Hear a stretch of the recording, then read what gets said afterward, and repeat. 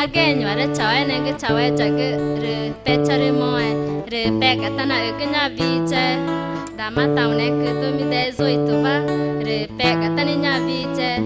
rồi si một teo nana mà từ capítulo 3 versículo